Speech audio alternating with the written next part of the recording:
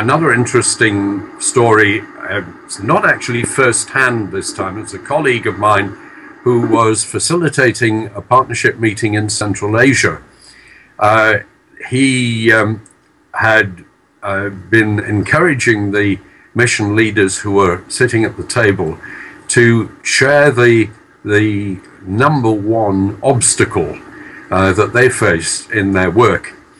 And for all of them, it seemed that getting Christian literature published was the greatest difficulty. It was not illegal to distribute Christian literature, but producing it was very hard work. All of the printing houses belonged to Muslims, and quite naturally, when they saw the Christian content of what the missions wanted to publish, they dragged their feet, increased the bill, made it very difficult for the material to be produced.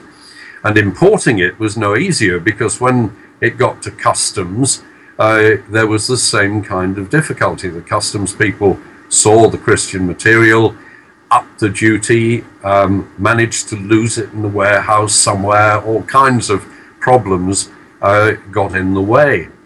So they came to the conclusion that the real answer was for them to set up a Christian print shop. It wouldn't be difficult to get legal permission for this, but the problem was that none of them had the resources.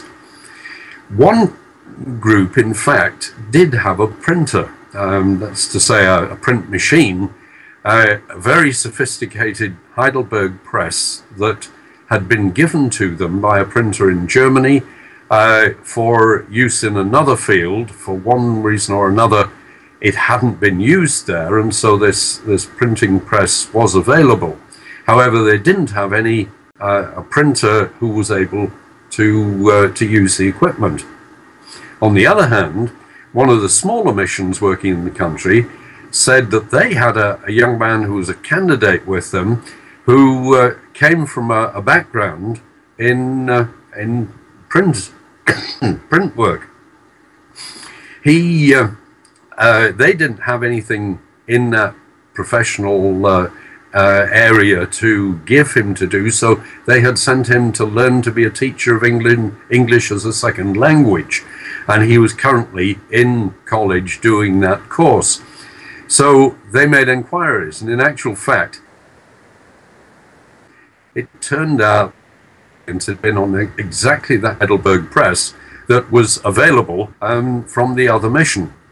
Between the two of them, they set up a Christian print shop, which not only produced Christian literature, but they also did work for local businesses, and they even printed forms for the government. And the print shop managed to employ, I think, 5 or 6 nationals, giving opportunity for a much wider community service and contact with a wider group of people.